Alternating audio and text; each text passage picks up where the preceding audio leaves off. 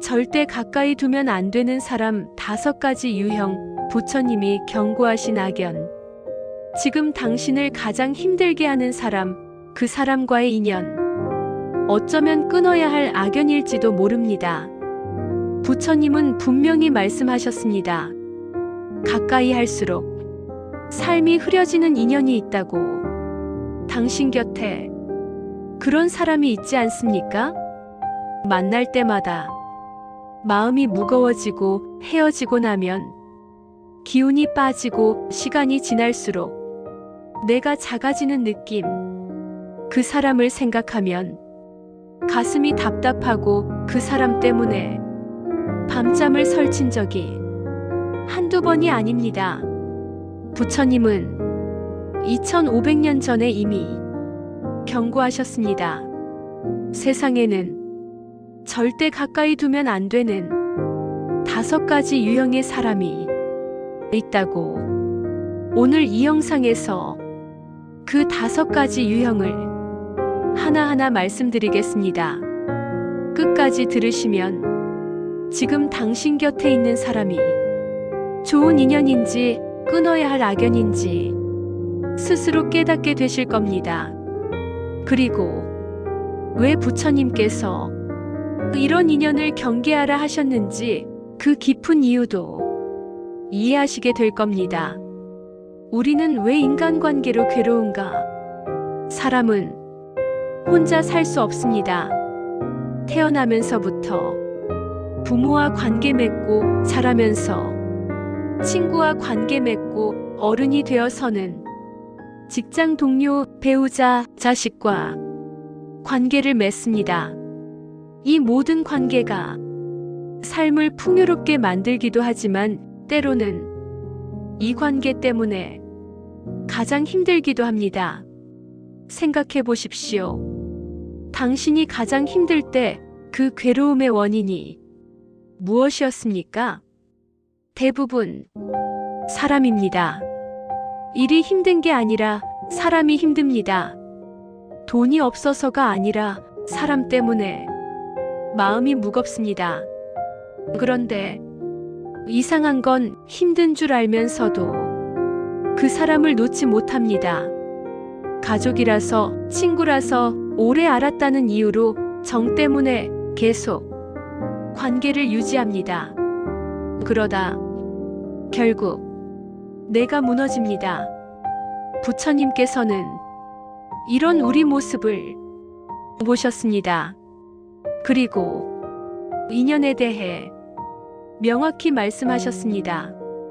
부처님이 말씀하신 인연과 악연. 불교에서 인연이란 모든 것이 조건에 따라 만나고 조건에 따라 헤어진다는 뜻입니다. 우연히 만나는 사람은 없습니다. 모두 어떤 조건, 어떤 업에 의해 만나게 됩니다. 그런데 인연에는 2가지가 있습니다.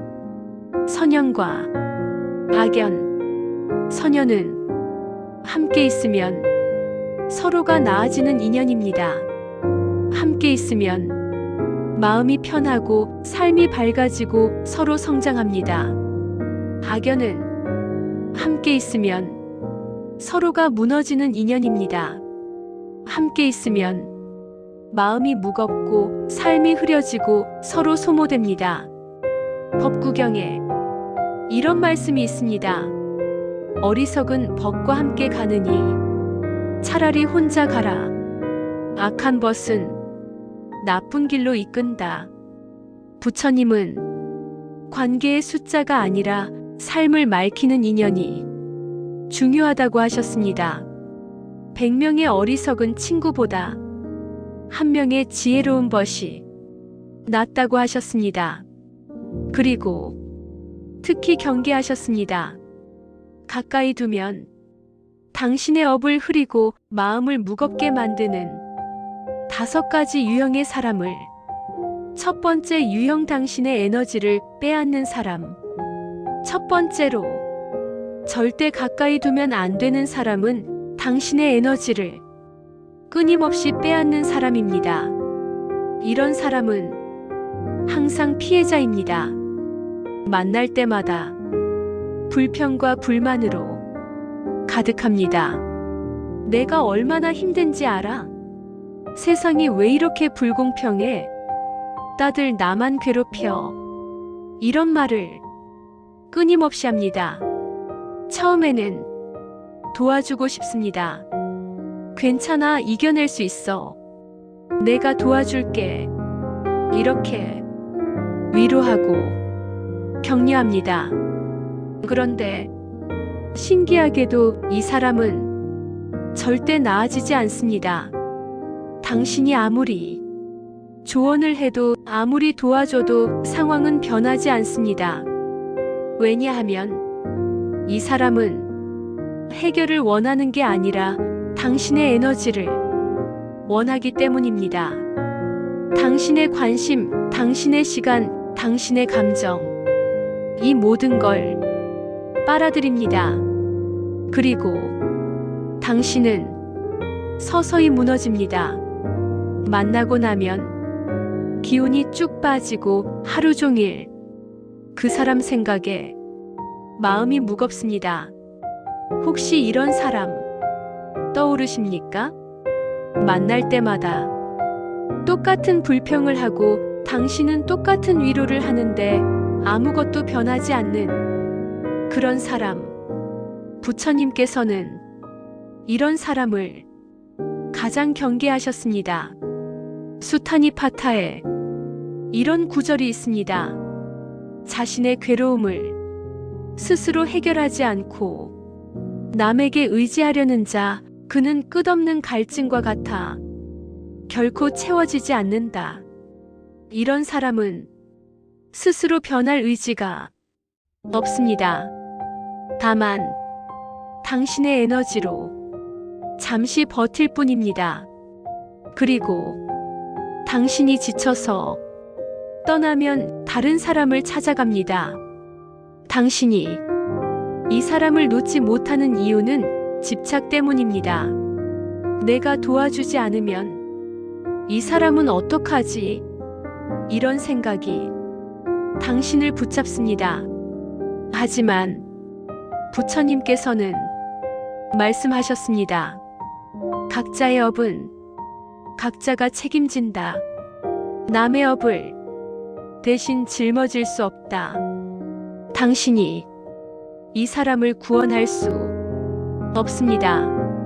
이 사람을 구원할 수 있는 건 오직 이 사람 자신뿐입니다. 내려놓으십시오. 당신의 자비는 소중하지만 당신 자신을 먼저 지켜야 합니다.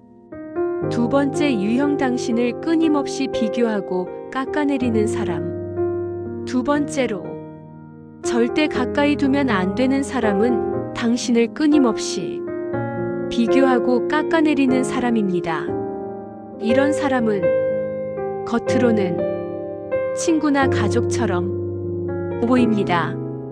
하지만 함께 있으면 당신은 점점 작아집니다. 너는 왜 그것밖에 못해? 다른 사람은 다 하던데 내가 좀 더 노력하지 그랬어. 이런 말을 자연스럽게 합니다.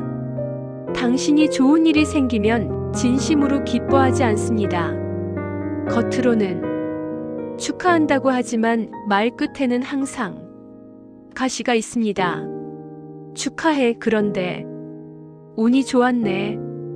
대단하다. 근데 나는 그것보다 더 힘든 일 했어. 당신의 성취를 인정하지 않고 당신의 기쁨을 함께 나누지 않습니다.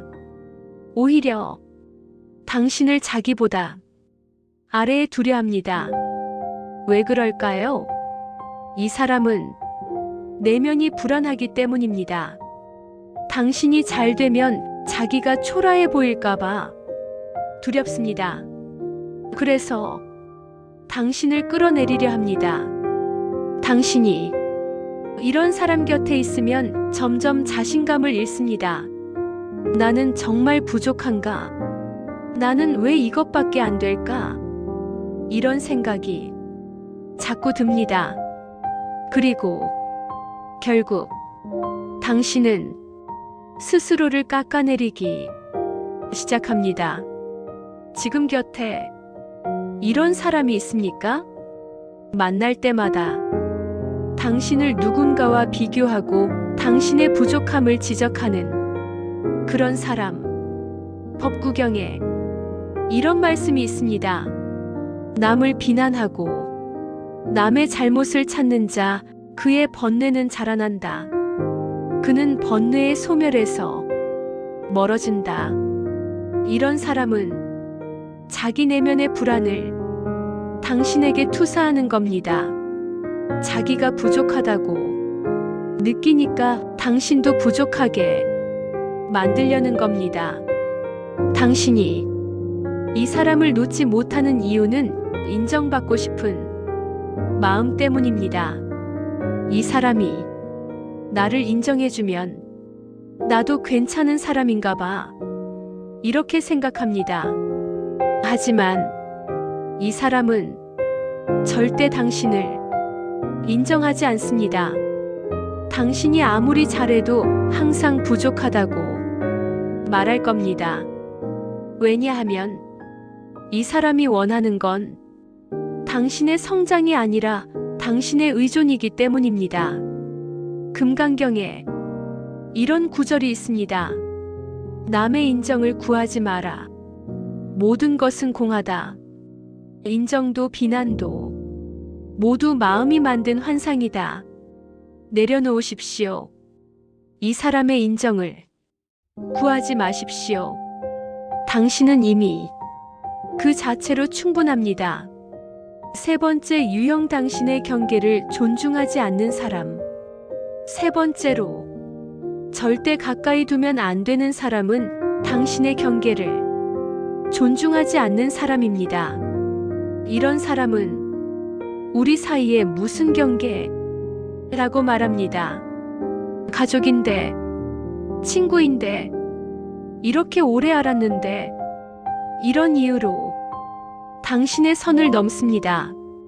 당신이 이건 안 되라고 하면 왜 그래? 너 왜 이래? 라고 되묻습니다. 당신이 지금은 바빠라고 하면 나한테도 시간 못 내? 라고 서운해합니다. 당신의 거절을 받아들이지 않습니다. 당신의 싫어를 인정하지 않습니다. 이런 사람은 당신을 존중하는 게 아니라 자기 편의대로 이용하는 겁니다. 필요할 때만 연락하고 필요 없으면 연락 안 하고 당신의 상황은 전혀 고려하지 않습니다. 그리고 당신이 거절하면 당신을 나쁜 사람으로 만듭니다. 너 변했다. 옛날에는 안 그랬는데 너 너무한다. 이런 말로 죄책감을 느끼게 합니다. 혹시 이런 사람 떠오르십니까? 당신이 안 되라고 하면 화를 내거나 서운해하는 그런 사람. 부처님께서는 경계의 중요성을 강조하셨습니다. 화엄경에 이런 말씀이 있습니다. 각자의 경계를 존중하는 것이 진정한 자비다. 경계 없는 관계는 집착이지 사랑이 아니다. 건강한 관계에는 반드시 경계가 있습니다. 아무리 가까운 사이라도 존중해야 할 선이 있습니다. 그런데 이런 사람은 그 선을 무시합니다. 당신이 이 사람을 놓지 못하는 이유는 죄책감 때문입니다. 내가 너무한 건가? 내가 이기적인 건가? 이런 생각이 당신을 붙잡습니다. 하지만 아닙니다. 당신의 경계는 당연한 권리입니다. 당신이 안 되라고 말할 수 있는 건 이기적인 게 아니라 자기를 지키는 겁니다. 법구경에 이런 구절도 있습니다. 자기 자신이 자기의 주인이다. 누가 남의 주인이 되겠는가? 당신의 삶은 당신의 것입니다. 누구도 당신의 경계를 함부로 넘을 권리가 없습니다. 내려놓으십시오. 이 사람에게 느끼는 죄책감을. 당신은 잘못한 게 없습니다.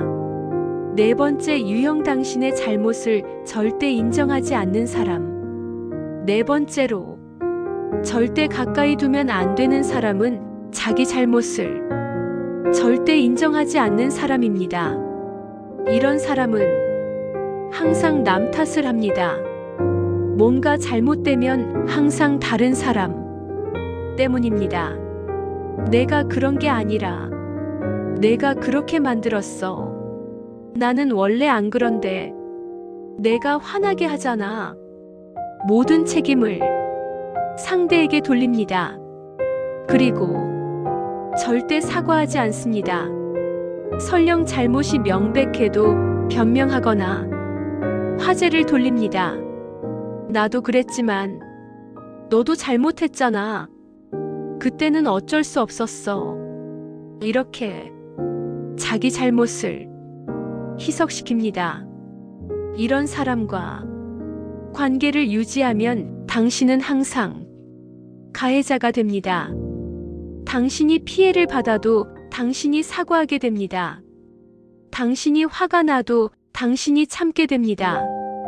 왜냐하면 이 사람은 절대 자기 잘못을 인정하지 않으니까요.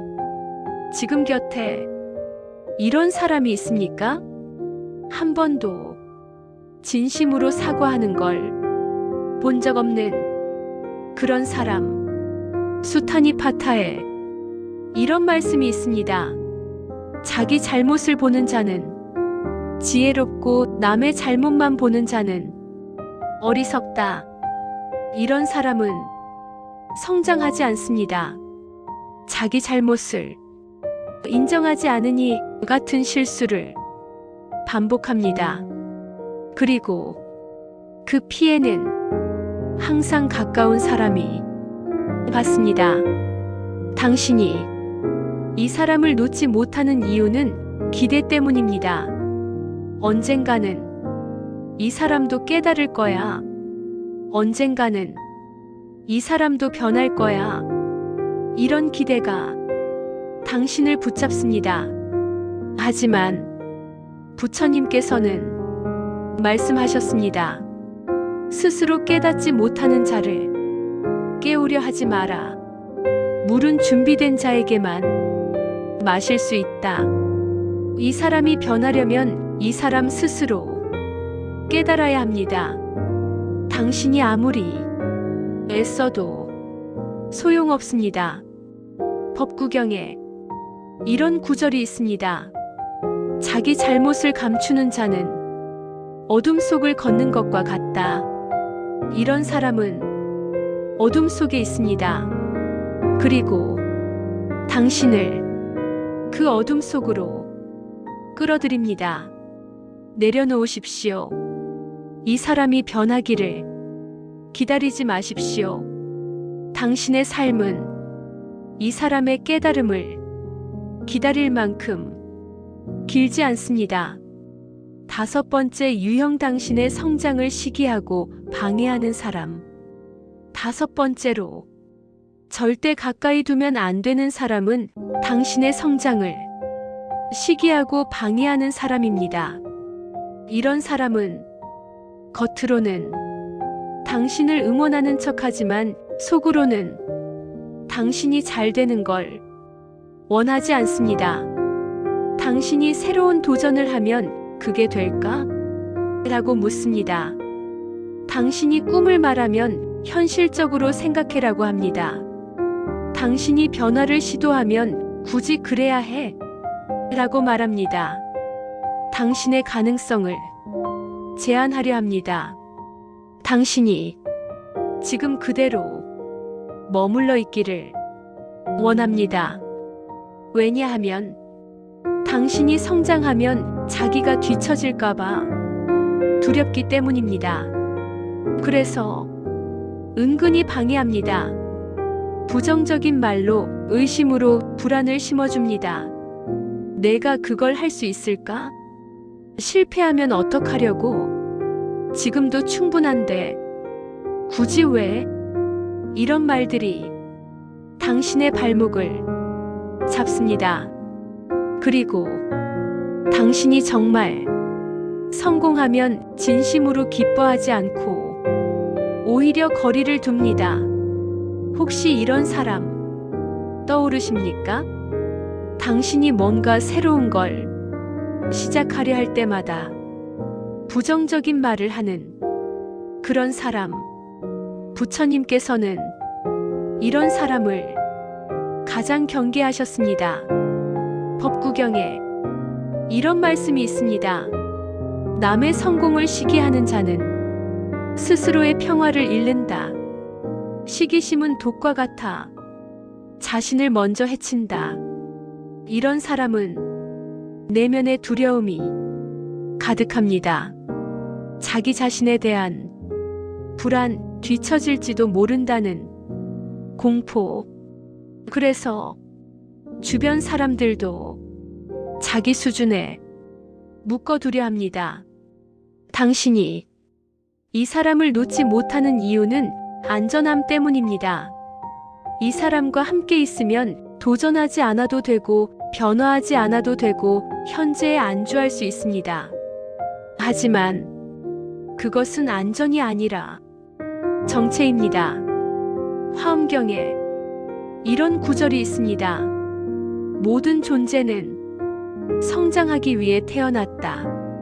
성장을 멈추는 것은 죽음과 같다. 당신은 성장하기 위해 태어났습니다. 당신의 가능성은 무한합니다. 그런데 이 사람은 당신을 작은 틀 안에 가두려 합니다. 내려놓으십시오. 이 사람의 부정적인 말을, 이 사람의 시기를. 당신은 날개를 펼칠 자격이 있습니다. 악연을 끊을 때 생기는 변화. 악연을 끊는다는 건 미움이 아닙니다. 복수도 아닙니다.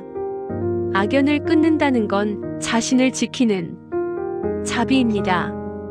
부처님께서는 자비를 말씀하실 때 항상 이렇게 하셨습니다. 먼저 자기 자신에게 자비를 베풀어라. 자기를 해치는 관계를 유지하는 것은 자비가 아닙니다. 그것은 집착입니다. 악연을 끊으면 신기한 일이 일어납니다. 첫째, 마음이 가벼워집니다. 그 사람 때문에 무거웠던 마음이 조금씩 풀립니다. 밤에 잘 잡니다. 아침에 일어나면 기분이 한결 나아집니다. 둘째, 에너지가 돌아옵니다. 그 사람에게 빼앗겼던 에너지가 다시 당신에게 돌아옵니다. 뭔가를 하고 싶어집니다. 새로운 일에 도전하고 싶어집니다. 셋째, 자존감이 회복됩니다. 그 사람이 깎아내렸던 당신이 다시 일어섭니다. 나는 괜찮은 사람이구나. 나도 할 수 있구나. 이런 생각이 다시 듭니다. 넷째, 좋은 인연이 들어옵니다. 악연이 차지하고 있던 그 자리에 좋은 인연이 들어옵니다. 당신을 응원하는 사람, 당신을 존중하는 사람, 당신과 함께 성장하는 사람. 이런 사람들이 자연스럽게 나타납니다. 법구경에 이런 말씀이 있습니다. 어둠을 몰아내면 빛이 들어온다. 악연을 놓으면 선연이 찾아온다. 좋은 인연이 들어오는 원리. 부처님께서는 인연법을 말씀하셨습니다. 모든 것은 원인과 조건에 따라 생기고 사라진다는 법칙입니다. 좋은 인연도 그냥 오는 게 아닙니다. 조건이 맞아야 옵니다. 그 조건은 무엇일까요? 첫째, 당신 자신이 맑아져야 합니다. 악연에 휘둘리지 않고 자기 중심을 잡고 마음이 평온해야 좋은 인연이 옵니다. 둘째, 당신이 먼저 좋은 인연이 되어야 합니다. 좋은 사람을 만나고 싶으면 먼저 당신이 좋은 사람이 되어야 합니다. 셋째, 공간을 만들어야 합니다. 악연으로 꽉 찬 당신의 삶에는 좋은 인연이 들어올 공간이 없습니다. 비워야 합니다. 놓아야 합니다. 그럼 자연스럽게 좋은 인연이 찾아옵니다. 수타니 파타에 이런 구절이 있습니다. 좋은 벗을 만나는 것은 행운이 아니라 준비된 자에게 주어지는 선물이다. 당신이 준비되면 좋은 인연은 반드시 옵니다. 마무리 인연 정리는 수행입니다. 악연을 끊는 것은 쉽지 않습니다. 특히 가족이거나 오래 알았던 사람이면 더 어렵습니다. 정도 있고 미안한 마음도 있고 죄책감도 듭니다. 그런데 부처님께서는 이렇게 말씀하셨습니다. 자비는 먼저 자기 자신에게 베풀어야 한다. 자기를 지키는 것이 진정한 자비의 시작이다. 악연을 끊는 것은 미움이 아닙니다. 상대를 벌하는 것도 아닙니다. 그저 서로에게 맞지 않는 인연임을 인정하고 각자의 길을 가는 겁니다. 그것이 서로를 위한 진정한 자비입니다. 금강경에 이런 말씀이 있습니다. 집착을 놓는 것이 해탈의 시작이다. 인연에 대한 집착도 마찬가지다. 인연을 정리하는 것, 이것도 수행입니다. 집착을 내려놓는 수행입니다. 그 수행을 통해 당신은 더 자유로워지고 더 가벼워지고 더 맑아집니다. 그리고 그렇게 맑아진 당신에게 진짜 좋은 인연들이 찾아올 겁니다. 오늘 이 말씀을 들으시며 지금 당신 곁에 있는 사람들을 다시 한번 돌아보시기 바랍니다. 그 사람이 당신의 삶을 밝히는 선연입니까? 아니면 당신의 삶을 흐리는 악연입니까? 용기를 내십시오. 놓아야 할 인연은 놓으십시오. 그것이 당신 자신에게 베푸는 가장 큰 자비입니다. 부처님의 가르침이 오늘도 여러분과 함께 머물기를 바랍니다. 고맙습니다.